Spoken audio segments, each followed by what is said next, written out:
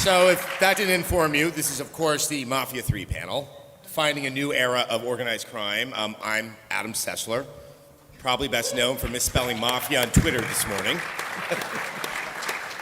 I was going to say, I'm really thrilled to be moderating this panel. Obviously, I like video games. I also happen to love crime fiction. So Mafia as a franchise has always been very, very interesting to me. And this incredibly talented group of people here really are doing something so fresh and exciting with Mafia 3. And I think by the end of this hour, you're going to understand why I have goosebumps every time I read or watch anything about this game. And with that in mind, I would like to introduce these wonderful panelists and have them explain their role on the game. Bill? Oh, actually, Hayden. His slide is up, so I can start with Hayden. Yeah, hi, I'm Hayden Blackman. I am the studio head at Hangar 13 and creative director on Mafia 3.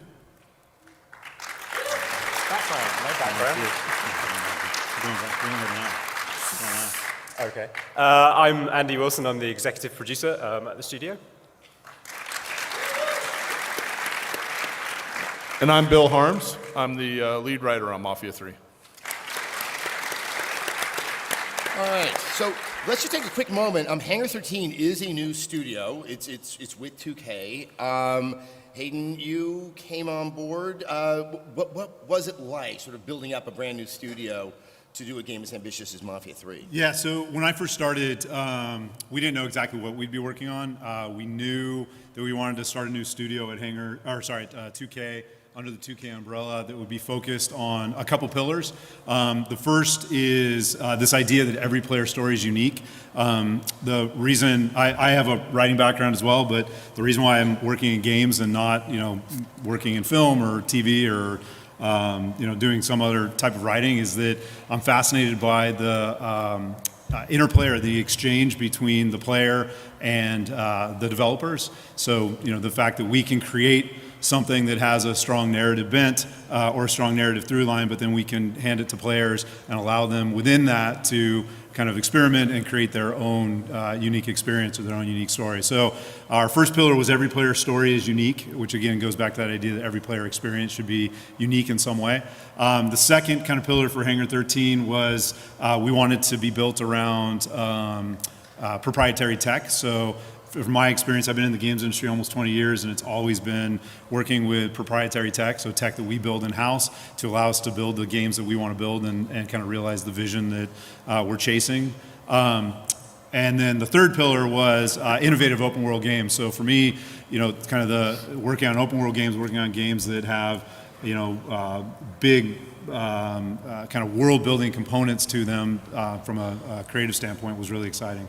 So those were kind of the three founding pillars. And then it just kind of evolved from there, and Mafia 3 became the perfect kind of vehicle to realize all three of those pillars. And we started working on it pretty soon after I started and began hiring. So I was employee number one, and we've grown quite a bit in the last couple of years to realize our vision. I always assumed it was just you, just furiously using a computer to. Yeah, no, it was all. Yeah. So this is your badass logo for the studio, and if you guys saw the pin that was on your chair, it's a replica of this. What's kind of the thinking behind that logo? Because the 3 on the eye patch seems to be indicative of the game you were working on that only got announced last year. Yeah, when we first announced Hangar 13, we had an X there, and then we added the 3 later again to kind of hint at the fact that we were working on Mafia 3. But for me, the name Hangar 13 speaks to where we were founded. We're in Novato in some old Air Force hangars that have been turned into offices. There is no Hangar 13. We're actually in Hangar 10, which confuses everybody, but my mail gets sent to Hangar 13, which doesn't exist.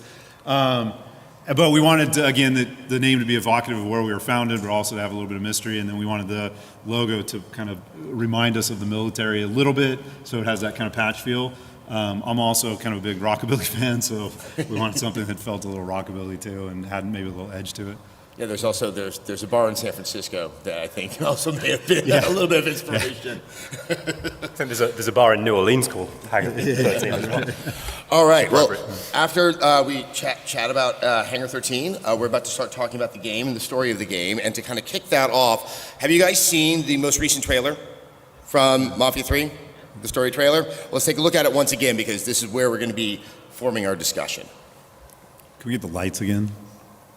The other way. Sorry.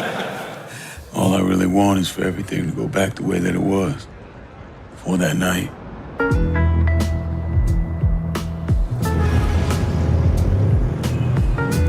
So those the men you gonna kill, huh? Shouldn't have said no. This city survived the War of 1812, the Civil War, and God knows how many hurricanes. But when Lincoln Clay went after the mob, he inflicted more damage than all the wars and hurricanes combined. Where the fuck you think you're going?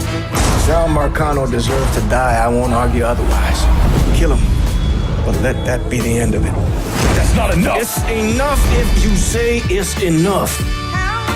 This isn't about bringing them back, or even exacting some street justice.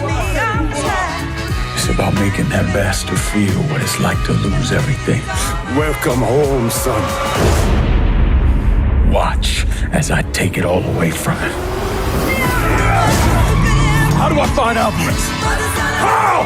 We're getting ready to fucking kill me. I was just doing what Uncle Sal told me to do. There's got to be something we can do. You are Sal Marcano. We wouldn't be in this fucking mess if you'd done what you were supposed to do.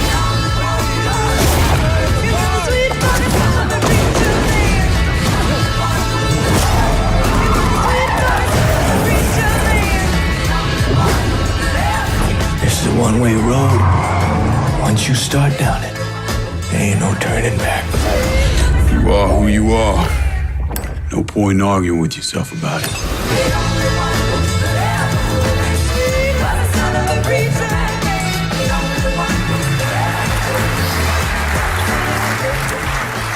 So let's just kind of talk big picture. And you know, when people think of sort of gangster narratives, I think because of the influence of The Godfather and the Cotton Club and movies of that ilk, there's a lot of association with the East Coast and in mid-late 40s, early 50s. This game is in New Bordeaux, which is clearly based on New Orleans, and it's 1968. While that may not sort of say like, oh yeah, that doesn't scream gangster, it's actually a very sort of appropriate time and setting. There were gangsters, and there were gangsters in New Orleans in that time in America. Yeah.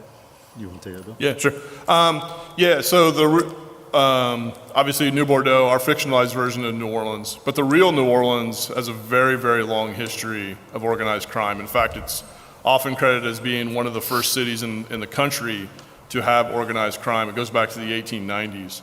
And even through the 1900s, there was a mobster named Carlos Marcello who basically ran the city.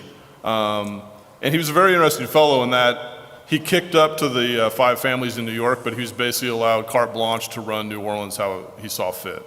So there's a very rich connection to the mafia in real world New Orleans that we tapped into. But also as part of this is the connection with the black mob, which is also another real connection that has existed in multiple American cities. So Hayden, you're starting out in Mafia III. Obviously, there have been previous Mafia games. We know with setting and time period, you're trying to move in a different direction. What are kind of your core tenets of what you set out to accomplish with this game? Yeah, so when I, again, started working on Mafia 3 and knew that, we'd be at Hangar 13 working on this franchise, before we even started thinking about the game itself and what the game should be, we started looking at what do we think a Mafia anything needs to be, right? What are the kind of franchise pillars for something called Mafia, whether it was a movie or a comic book or a video game, and obviously using the 2 previous games as inspiration. So for me, it kind of came down to a couple pillars. One is it's about organized crime. This isn't a game or a story about anarchy or lawlessness or just crime in the streets. It's very much about organized crime and the hierarchies and tradition and rules that are associated with organized crime. The next is that Mafia stories should feature a gifted anti-hero, so not somebody that has kind of heroic qualities in this that we might expect, but that is does have some and is gifted in some ways, and we can talk a little bit about how Lincoln is later. But and then the city is a main character. That's another one. So we really focused on the city, making sure that it felt like it evolved and changed over time. And then the last, I think, big pillar for us is that it's historical Pulp Fiction. So it's this idea that it is fiction, but it's set in a time and a place that's real. It references real events. Hopefully, it feels authentic to the time period. But it is, again, fiction, and it's Pulp Fiction in the sense that it deals with kind of the salacious side of things. So we don't make any bones about the fact that these guys are all, criminals. They're, doing criminal things in our world. And Bill, I mean, it's interesting because obviously there is the Italian mafia that's in New Orleans, but when you're playing Lincoln, you're kind of taking back crime from this established group, and that is kind of appropriate to that time. This was the beginning of the downfall of the Italian mob in America. Yeah, historically, the FBI didn't even acknowledge the existence of the Italian Mafia until I think 1957 or thereabouts. So for a long time, the Italian Mafia basically was covered on two fronts. They had the size to kind of fend off the competition, but also law enforcement really wasn't targeting them. And that started to change in the mid 60s and late 60s. So that's another reason we chose 1968, because it's kind of the kernel of the downfall of what we consider the golden age of the Italian Mafia. And obviously, fictionally within our world, Lincoln Clay is a big catalyst for that change, specifically in New Bordeaux. So yeah, let's talk about New Bordeaux. I like what you said there, Hayden, how you consider that to be a character in and of itself. It's very clearly based on New Orleans, but you guys, I think consistent with the franchise, decided to have a fictionalized sort of corollary to the actual New Orleans. Why did you choose that city? Obviously, we know that there was organized crime there. And then what about choosing a New Orleans as city? Like, what does that afford you creatively? So I think, we considered a lot of different settings early on. And for me, it came down to I wanted a city that felt like, it was believable that crime could be there. And I think that in the mob. And so you need things like industry, you need tourism, you need entertainment, you need all the things that the mob kind of can grab hold of and kind of operate within. So that's kind of the one hand. But then we also wanted it to be kind of an aspirational city and a city that people look at and go, well, if I was a mobster there, I might have some fun.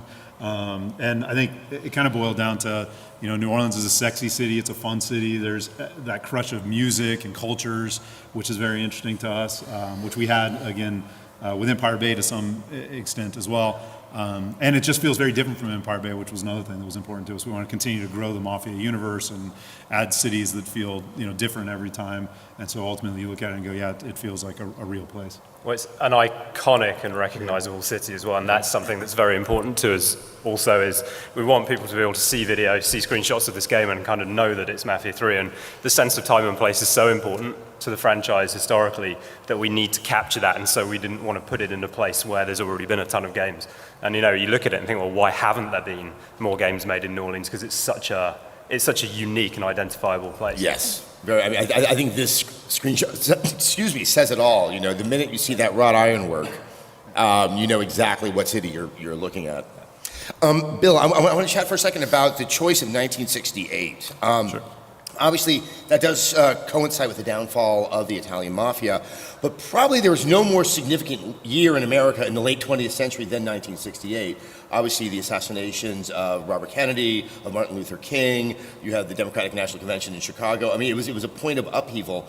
And I'm curious, because it's such a historic year, and you're writing a fictional account of something in that year, how much do you have to give over to the real history, and how much can you sort of make things up during that time period? Well, I think, like you said, 1968, internally we always kind of, the way we always thought about it is essentially outside of the end of the Civil War, it's probably one of the most traumatic years this country's ever gone through. Like you said, you have the assassination of Martin Luther King, you have the assassination of Bobby Kennedy, you have the Black Power salute at the Olympics that year. But when you're creating something fictional that's based, it's kind of a needle you need to thread in terms of, obviously we're set in a fictional place, but we're set in the real United States. So what we have to do is kind of pick and choose what elements of that we choose to bring in, and then have that inform some of the things that the characters discuss in terms of what's happening in the game. And also provides broader context, and it grounds the game, because obviously history's real. So by kind of leaning on that history a little bit, it helps ground the game in that way. And then obviously another big thing that was happening, and that was a cause of a lot of the upheaval, was the Vietnam War. And obviously a lot of veterans were returning from the Vietnam War, obviously very sort of dislocated after their experience about sort of managing in the United States. And that's kind of where our main protagonists are also kind of falling into this game. Yeah, so Lincoln Clay is he's an orphan, but he's also a Vietnam veteran. And at the start of the game, he's just returned from serving 4 years in Vietnam. I think Hayden's dad went to Vietnam in '68. My dad left for Vietnam in '68. So that also kind of helps inform who Lincoln is. And it's also kind of the first time where kind of full-fledged, the country as a whole really started to get a sense of what was happening in Vietnam. Because you started to transition from the guys who had volunteered and, fully supported things, to the guys coming back and saying, maybe things aren't exactly what we're being told. And '68 was also one of those really, really good years for music. Andy, there's a lot of well-known and licensed music. What was, if you wouldn't mind just kind of describing, like, was it a challenge to get all of these notable tracks and to get them into the game? Yeah, I mean, we're still going, so it's a process that started very, very early in production. Obviously, there are things that we want in the game. Everything that you've heard in any trailer that we've released so far is stuff that's licensed for the game, so that's awesome. There's more and more and more of it coming the whole time, but it is a process because you're dealing with lots of different groups of rights holders, effectively, all of whom have different, different requirements, different opinions on, whether they want to license their music for games in general or the kind of games that we make. So there's all of that to kind of negotiate, but there's going to be a ton of great music. We're in a really good place with it. And obviously we've already seen some of that in the trailers, just to give you a sampling of what's in the game. Yeah. So my last question sort of about New Bordeaux is, New Orleans itself has very distinct districts. The French Quarter is not like the Garden District. Then obviously, if you go outside of the city itself, you have a lot of interesting areas as well. How do you sort of map out the sense of districts, and what is their role in Mafia III? Hayden, you want to take that one? I'll take that, yeah, sure. Yeah, so we have 9 districts in the Bayou as kind of an additional play space in the game.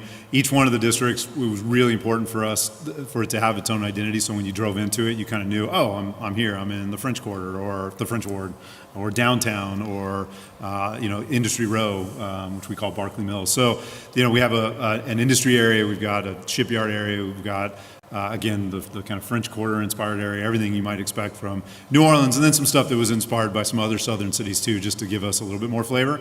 But I think the most important part about it is that each district has its own identity in the narrative and in terms of kind of how it factors into the mob's business. So the crime in the French Ward that the mob is running is very different than the crime in the shipyard area, for example. So in the French Ward, it's very focused on things like drugs and prostitution, everything that can be tied to kind of the tourist trade and entertainment and what you might expect to find in the back alleys and kind of off the beaten path in the French Ward.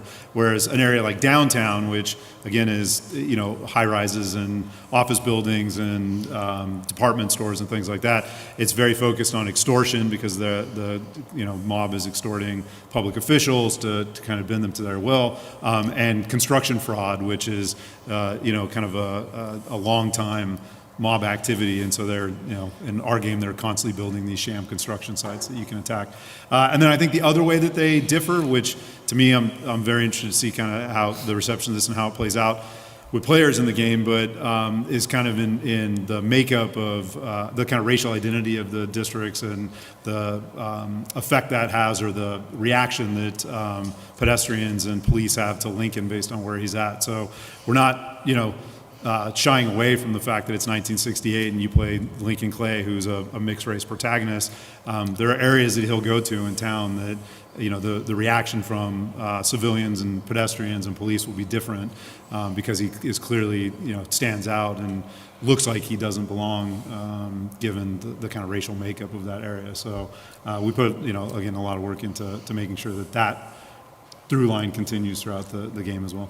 It's not a fantasy version of 1968. Yeah, no, I mean, and again, we're not so naive as to think that one game is going to, kind of cure racism, and the game's not about racism, but it is about race on some level because of who Lincoln is and, who he's fighting against and who he decides to work with. So, our goal is that if you go to, one area of town and and suddenly there's a police presence on you, and it makes you think and wonder why, and you kind of realize it's because 1968 and Lincoln clearly is out of place and has been called out for that. Then I think that we've kind of at least we've had an opinion, and we've kind of made people think a little bit, which I think is never bad in games. Plus, we decided fairly early on it would be extremely weird to ignore it. Yeah. And to try and do, I mean, the whole point of the game is to be as authentic as possible to that time period and set the sense of time and place. So to then take this very prominent piece of that and just completely kind of gloss over it would have been questionable. Yeah, no, I would agree. I want to talk more about Lincoln Clay, but I want to talk about one more thing about the setting of the game. In 1968, there were no Priuses. There were like still some badass-looking American motor vehicles. What is sort of the vehicular experience of Mafia III? So my background is racing games. This is why I have a big grin on my face when I talk about this. So obviously the most prominent vehicles of that era are the muscle cars. You see kind of Lincoln's premier ride here. There's a whole fleet of vehicles that you can kind of build across the course of the game. The muscle cars are a big constituent part of that. They feel incredibly kind of powerful and throaty, and they're extremely fast. But they're not, this isn't an arcade game, so we're fortunate in terms of the team that we've got and the engine that we've got is based on a lot of the technical underpinnings from the 2K Czech team, many of whom have actually moved over and become part of Hangar 13 with us, and particularly in terms of everything that's underpinning the racing engine, or the racing part of the engine, it's actually extremely sophisticated. So we've not taken it full sim in terms of how it feels, in terms of how it handles, but we have managed to build a lot of individual variety into each and every one of the vehicles. So the hope is that people will find their favorites as well and kind of build the fleet that they want to build.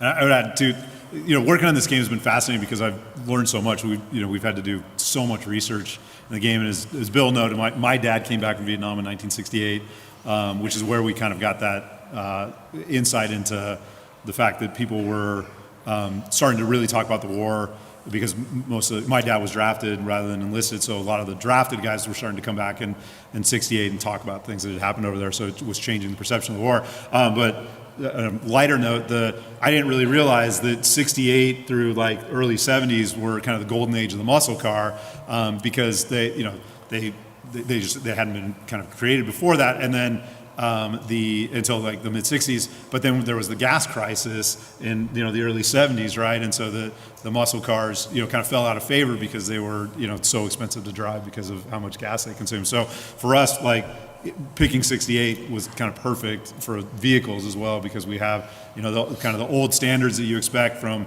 the mob guys to be driving. You've got little sports cars, and you got trucks and Jeeps and other things and some military vehicles that were starting to be driven on city streets or whatever. But then we also have all the muscle cars, which is kind of a really small window of time that those were popular. Yeah. My grandmother had a really cool Ford Falcon, and my parents instead had a Dodge Aspen, which, if we ever do an 80s mob game, it's going to be these horrific big station wagons that have no sexy appeal whatsoever. We have station wagons too. So let's talk more about Lincoln Clay. When did you start to envision this character as the protagonist? And sort of, I would love to hear the process of how you kind of fleshed him out over time to make him a more complex character. Bill, do you want to start with that? Yeah, sure.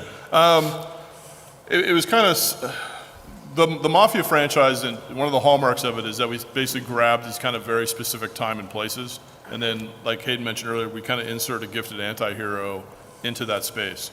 So when we started really thinking about Lincoln Clay, it kind of was simultaneous with both the year and also the setting.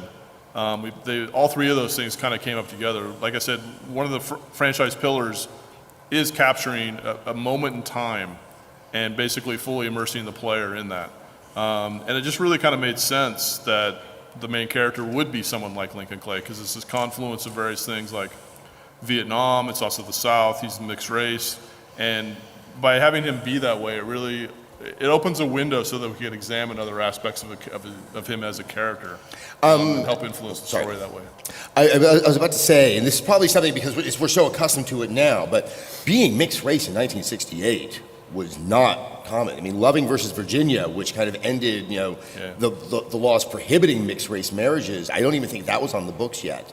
I mean, I guess I hate to say it, what advantages does that give you with his character? Because he would be so distinct in that time, place, and setting. Well, dramatically, it allows us to have a push and pull in terms of how he interacts not only with the other characters in the game, but also with the city and the world in general. And it also helps us inform a very kind of specific worldview in a certain degree.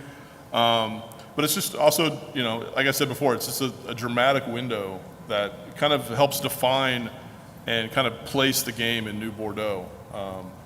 Yeah. Well, also, it kind of means he really doesn't fit in anywhere, which is a big part of his character, from the fact that he's an orphan to this, nowhere where he goes does he just easily fit in, and that's a big part of his personality as well.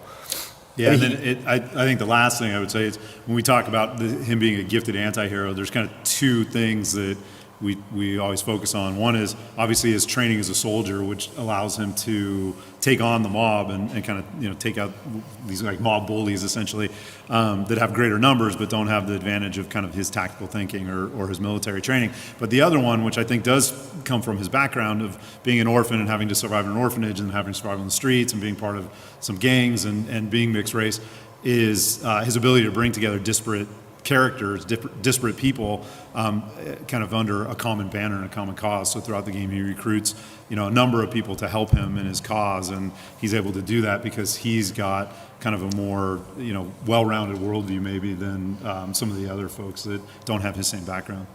I mean, yes, Lincoln clearly has a chip on his shoulder, but in an odd way, he's also a really strong manager, or like that's one way that you can kind of play the character, because he's bringing different people that they're not organizing themselves in a criminal way around ethnicity. They seem to be organizing themselves just because they seem to have a common goal. I mean, it's a very interesting way of approaching this. I would love to sort of hear more about that. Well, fictionally, we've touched on a little bit that Lincoln served in Vietnam, and one of the things he did while he was there, he was actually part of the special forces and loaned out to the CIA. And historically, the CIA ran secret bases out of Laos, and they would basically conduct guerrilla warfare against the NV and the NVA and the VC. And as a part of that, there is an element of recruiting, the enemy of my enemy suddenly becomes my friend. So at least narratively within the game, that's something that is kind of centers him in terms of like, Hayden said, he's able to rally these other people around. Normally the three underbosses who end up working for Lincoln, Cassandra, Vito, and Burke, they would never have anything to do with each other. But because of his past and kind of who he is, Lincoln is able to rally them together and point them in a single direction, which is going after Sal Marcano. It harkens back, like Andy said, he's kind of the odd man out, and when you're kind of the odd man out, that's also a skill you need to learn, but also as part of his training that he received when he was in Vietnam. Now, without giving too much away, typically one doesn't just wake up in the morning and say, hey, I'm going to take on the mob. It just doesn't work that way. So if you can give a sense of what is kind of the motivation. He already has good reason to be angry, but then what makes him specifically angry at the existing organized crime in New Bordeaux? So obviously we touched on it in the trailer, but when Lincoln returns from Vietnam, let me back up a second. So Lincoln originally is an orphan. He spends time in a Catholic orphanage. When the orphanage is shut down, he falls in with a black mobster named Sammy Robinson, who has a biological son named Ellis, and they essentially adopt Lincoln. Lincoln joins the Army, spends 4 years in Vietnam, and at the start of Mafia III, Lincoln's just returned home. And his plan is to actually leave. He basically came back to say goodbye. But because of problems that Sammy's having, Lincoln's kind of fatal flaws, his loyalty, so he decides to stay and help out, which unfortunately ends with the Italian Mafia, which in our version of New Orleans is led by a guy named Sal Marcano, betrays the black mob and kills everybody. And that really that's really the catalyst for what Lincoln does for the rest of the game, which is him exacting revenge on Sal. But it's a special type of revenge. He just doesn't go out. If he wanted to, he could probably just go kill the guy. But as he says, that's not enough. He wants to systematically dismantle Sal Marcano's criminal organization and replace it with his own criminal organization. I think I want to point out, I wonder if you guys in the audience have noticed this. what you just sort of detailed and what we've been detailing here about the game and the characters in the game is something that I would probably hear more typically when someone was describing a movie they were working on, or actually a novel. I mean, it's fascinating just how much sort of research and thought has gone into this, and it sounds how intricate and nuanced the story is that you want to tell. Was that something that you saw at the beginning of development, or does it happen through the process? You got excited about the subject matter? I've always been excited about the subject matter. Crime fiction is probably a tie with horror fiction as my favorite genre. I was reading crime novels, back when I was in high school. In terms of influences, it's a wide array. I'm personally a fan of older crime writers like Jim Thompson, and wrote The Killer Inside Me and The Grifters and The Criminal and a bunch of others. There's a guy named George V. Higgins who wrote a book called the Friends of Eddie Coyle. He also wrote one called, I think it's called Cogan's Trade, which was turned into a movie called Killing Them Softly. The Richard Stark novels, The Man, which I think there was a Mel Gibson movie based on one of those. The Man with the Getaway Face, those kind of things. But they're all very gritty, kind of grounded crime stories that, oddly enough, are about flawed anti-heroes. Like, in the Parker novels, Parker's not a nice guy at all, but there's something about him that makes you root for him. So I think that was definitely an influence. What I find interesting is, I'm very accustomed to that kind of flow of a crime novel. They tend to be small and it's existing in the dark corners of some urban environment. Obviously, with a game like this and with the ambitions that Lincoln has, he's trying to sort of take over the entire city. Was it interesting to try to maintain those aspects of crime fiction, even though the game itself is telling a story that sounds to me like slightly different? Yeah, I mean, obviously. We have the set piece missions and things like that. But one of the things that Hayden was talking about earlier, which is the crime rackets. So as you move through the game, we'll use downtown as an example. The crime rackets there are construction fraud and extortion, and those are kind of tucked away. Like, obviously it's a game, so we have to take some license, and figure out, hey, how do they exist and interact with in terms of their placement within the game world. But they are kind of couched in this idea of like, the average person on the street, maybe they think there's something shady going on, but they don't know for sure. So it's the video game version of that. So these are these little crime areas that are kind of scattered around that involve these criminal rackets. Then the hideouts themselves. So at the center of every criminal racket, there's kind of a hideout, which is one of your objectives, and those are often hidden in plain sight. So you can quite easily kind of stalk past them, walk past them in the game, and not even realize that they're there. And that's another important part is having some of these things with public fronts to them, and having this ecology in a living city where all of this stuff is just sort of there, but it's not kind of signposted for you. I'm curious, Hayden, how would you describe how Lincoln plays? Obviously, he's very effective with weapons, but his objectives, it doesn't sound like just bursting in guns a-blazing. It may not work in every single instance. Yeah, so again, one of our kind of core pillars is this idea of every player story is unique, and we wanted that to translate at the macro level, and I think we'll talk a little bit about that later in terms of some of the choices you make as you go through the game and how that can make your experience evolve. But we also wanted it to be on the moment to moment and the choices that you're making in the heat of combat, before you even go into combat, the tactical choices that you make. So, what pictures? Oh, yeah. So this is a good kind of, image to talk to here, where Lincoln is able to go into any combat space, guns blazing, if that's the way you want to play, and we offer you, kind of ways to kit Lincoln out so that he can be successful in that. He can go in with a flak vest and a machine gun, and really arm himself to the teeth, bring in a hit squad to go with him, to roll with him, and help him out, in kind of the guns blazing approach. And then we have the other extreme, which is, stalking approach, where it's very much, it's not necessarily meant to be, kind of a ghost approach where you go through and you're never spotted or seen, because again, Lincoln's out to tear this organization down and rebuild something on top of it. But we definitely want you to feel like a stalker as you go through these missions, and you can literally go through almost all of our combat spaces, doing silent takedowns and using, your silenced pistol like Lincoln's doing here. And then there's, variants in between. And I think the thing that I've been kind of happy or pleased to see in the last couple months as we've been playtesting the game and starting to show it outside the team and have people play it is how kind of easily people seem to move between those two extremes and find kind of a comfortable middle ground for themselves. And whether it's kind of going in guns blazing at first and then losing the enemy to mop up, or going in stalking to take out some of the big guns and kind of soften up the enemy, and then go in and toss the grenades that they've picked up along the way. But yeah, we're really trying to, again, there's no right way to play the game. We don't reward you for playing a specific way. The only wrong way to play the game is if you get yourself killed. Which is another one of our mantras, this idea of no failure but death, that we really didn't want it to be prescriptive and say you have to play the mission this way, you have to accomplish your goals this way. Although we do have some setups in the game that are narrative driven. Most of the time we just kind of let you go and let you play how you want to.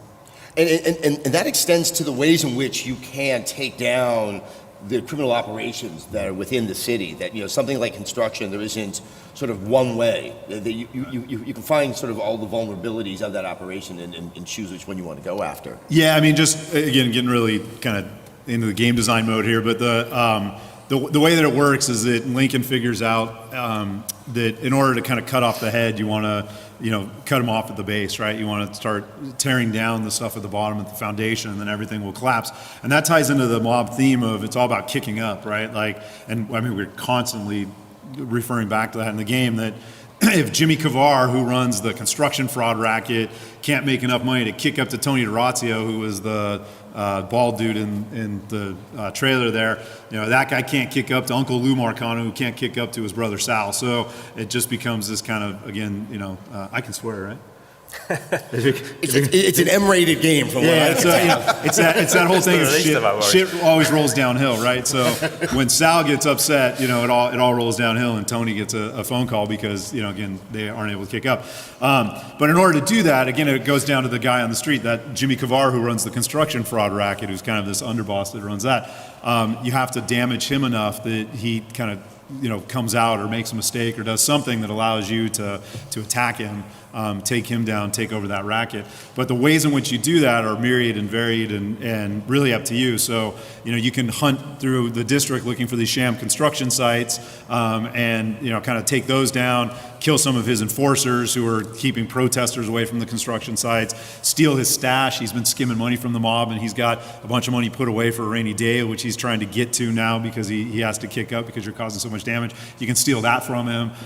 You can just drive around if you've unlocked some grenades or whatever, drive around and destroy some of his trucks because they're selling construction goods. And this is just, again, one racket out of many that we have in the game, and each of them have a bunch of different ways that you can attack them, and you kind of choose today I'm interested in creating tons of mayhem, so I'm going to drive around and blow up a bunch of trucks. Today I'm really interested in going in stealthy and trying to take out some of his enforcers or steal his stash without anybody even knowing I was there. To Bill's earlier point, though, it does all tie back into the narrative, so it's important that even the smallest of these activities is actually tied back into the crime ecosystem in the city in some way. So we don't want to have kind of side quests that are not related in any way to kind of what your overall objective is in the game. Yeah, everything and this is a really important point for the team and something we stress all the time. Everything you do in the game is either tied to tearing down Marcano's operation or building up your own, so building up your underbosses. So there's lots of things to do within that and lots of choice that you have, but it's all based on this kind of urgent, mission that Lincoln has to not only tear down the Italian mob, but build something new in its place. Yeah, I think we all know many open world games where the end of the world is coming, but hold on, I'm going to get your cat. Let's take a quick look at some of those bad guys that are in Mafia 3, the people whose operation you are tearing down. Yeah, I just want to talk about this really because a lot of this imagery is coming online now. For you guys are actually, I think, the first ones to ever see this stuff, right, Randy? Yeah, which is kind of cool. So we have some really talented concept artists, but one of the things that we're doing throughout the game, and these are actually all images that are taken from some of our menus and our UI and your dossiers as Lincoln thinks like a soldier, and he's building a kind of tactical plan against the mob. So he's got dossiers on all his allies and his enemies, and all the art, going back to what Bill was talking about earlier, is really inspired by kind of the pulp novels of the 1960s. So it's got that really cool kind of illustrated style. But this is Sal Marcano. You want to talk about Sal? Yeah. So this, like Hayden said, this is Sal Marcano. He's essentially the Don of New Bordeaux. He's run the city for a few decades, and he took over the city basically by selling out his father, and then which resulted in his father's death, which then he lied about to his brothers and used that to rally them to take over the city. So he's a very nice man. And that guy behind him is his son Georgie, and again, not giving up too much information away, but you find out Sal. I'm stealing a quote from Bill, but every great villain thinks he's the hero in his own story, right? So Sal, while you probably won't agree with all of his decisions, certainly won't agree with kind of some of the decisions he makes and the language he uses and some of his stances. Hopefully, as you play through the game, you understand why he's doing what he's doing, at least from his point of view. He's wrong, but he's got a very specific point of view and a very specific desire that he's trying to fulfill. And again, another theme that I'm excited about is family. That our kind of tagline, which I think is on these posters that are underneath all your seats, is family's not who you're born with; it's who you die for. And so that permeates everything. So again, Sal's backstory deals with a lot of family. He's running the city with his family. He's got his brother Lou runs part of the city. His brother Tommy runs another part. His sister-in-law runs part of the city. So family's a big deal for us. And that's Tony. So this is Tony DeRazio. He's the lieutenant who runs downtown. He kicks up to Lou Marcano, who Hayden said is one of Sal's brothers. I don't know how to describe Tony. Bloodthirsty, analytical weirdo. Kind of a savant. Like he's the numbers guy. Again, we one thing we tried to do, and I think both Bill and I have done this in our past. Working on comics and things, is that we try and take familiar archetypes and turn them on their ear a little bit. But we looked at, how do we make sure we get all the mob archetypes right? So you need that numbers guy, the guy that runs all the books, and Tony's that guy, but he's far more maybe bloodthirsty, and I mean he's a true sociopath in the game, right? Yeah. No doubt. So this is Thomas Burke.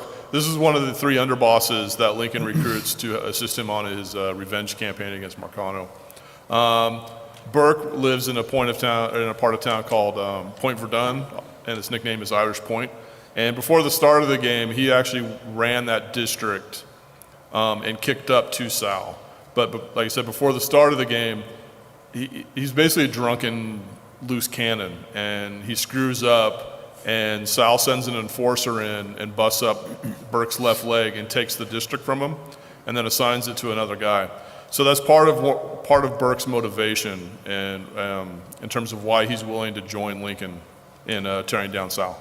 And let's go 1 second, because these lieutenants for Lincoln, this is, I think, some of the coolest part of this game, that you are, as you're going through and taking over New Bordeaux, you then have another step where you need to then have one of your people manage that district and the crime that goes on there. Yeah, so this might be the area I'm most excited about right now, because we haven't talked very much about it. But it goes back to that kind of every player story is unique on kind of the macro level. And we sat down and we had long conversations early on saying, I'm a huge fan of RPGs and the sweeping kind of epic RPGs where you're making millions of little choices along the way that all kind of culminate into one big thing. But that's been done, and that's been done really, really well by other people. And I would never presume that we could, kind of maybe do it better, and I wouldn't want to, because it's their thing. So instead, what we focused on was how do we give you a couple dozen really meaningful choices throughout the course of the game that every time you're making them, you're kind of sweating it a little bit, because that it is going to have long-term ramifications. And the thing I keep telling the team is that we want to present the player with hard choices, and a hard choice to me is a choice between multiple positives, but knowing that there's ramifications somewhere down the line, right? With how that ties into these guys is your 3 underbosses. Every time you take a racket in the city, you have to have somebody run it and kind of hold it for you. So you assign the racket out to them. They start earning. They're kicking up to you. Everything's good. When you take over the district, you have to make the decision who runs the district. And so you can go in and you can say, hey, I'm going to give everything to Vito. Great. You can go into a district and say, I'm going to give one hideout to Burke because he's offering me something kind of cool for that. And I'm going to give another hideout to Cassandra because she's offering me something I want too. And then when I go to sit down with these guys, which we have several points in the game where you have an actual sit down with your underbosses, and they express how happy or unhappy they are with the situation and how you've been managing those relationships and what you've been giving them, and then you have an opportunity to again make a decision of who you give the entire district to. So in that example where I've given one hideout or one racket to Burke and one racket to Cassandra, I could go to the sit down and kind of screw them both over and give it all to Vito because Vito's got something that I want, right? But again, that has a short-term gain or short-term reward, but definitely long-term ramifications. We're not talking too much about it yet, but you can probably take it to its logical conclusion that these guys are hardened criminals, and if you don't keep them happy, there will definitely be a reckoning, right? So it was like last week was the first time we've ever had anybody from outside of the development team or 2K actually go hands-on with this and play it through not to its natural conclusion all the way through all of the sit-downs, but the first sit-down they'd seen. And it was fascinating to just watch people agonize over what they were going to do. Because, and I'm hoping if we get this just right, I think this will be a really powerful thing for the game, because on the one hand, you've got your head telling you, well, I want that particular service, or I want that particular weapon or whatever that you're going to give me. I need it, so I want to give it to you. But then you've got the heart kind of telling you, but I'm invested in this character emotionally now. Like I really care about Vito because I'm a huge Mafia 2 fan, or I really care about Cassandra because of her backstory and just the way that she interacts with me when I'm at these sit-downs. So it's going to be. There was some real agonizing going on. It was quite. We literally had one guy apologize to Vito. It was so awesome, because he sat there and he was like committed to giving everything to Vito, and then he got to the construction yard, he took the fraud racket over, and Burke happened to have a really great reward associated with that. It was the ability to basically start working with Burke's IRA contact, who will give you explosives, so things like C4 that you can start using in your war, right? So who doesn't want that? So he gave the construction fraud racket to Vito, but then promised, no, I'm going to give you, to Burke, but then promised, hey, I'm going to give you the whole district, and it's kind of out loud. And then when he got to the sit down, he agonized over it and ended up giving it to Cassandra and apologized and promised that when he played the final game, he'd give everything to Vito, but we'll see. Let's learn a little bit more about Cassandra, because she's a very distinct character. And obviously, you'll have to be making decisions about what districts and what work you'll give her. Yeah, so Cassandra, each of the three underbosses kind of heads up a distinct kind of criminal element within the city. So Burke heads up the Irish mob, Vito heads up what we call the Rebel Italians, and Cassandra heads up the Haitian gang. And at the start of the game, basically, they're in conflict with Sammy, who is Lincoln's adopted father, over numbers running, which was a racket that, when we did our research, it's insane how much money the mob makes from gambling. But numbers is basically, it's basically kind of a form of the lottery where you would place a bet, and then ostensibly, the final numbers would be something like the circulation of the New York Times, then the stock market, something like that, the mob couldn't tamper with. But that brings her into conflict with Sammy. And then obviously, because of some things that we're not ready to discuss yet, she's willing to fall in with Lincoln and help him go after Sal Marcano. And of course, we also have Vito. Yeah. Who we know from the previous Mafia games. Was that something you planned to do at the outset, to kind of bring him in so that there was some kind of lineage? Yeah, I mean, a big deal for us is, we wanted to make sure this felt like one cohesive universe. So we reference events from Mafia 2. We tie up some loose ends. But we knew from very early on we wanted Vito in. As the story evolved, he kind of bounced back and forth between being a villain and an antagonist and an ally.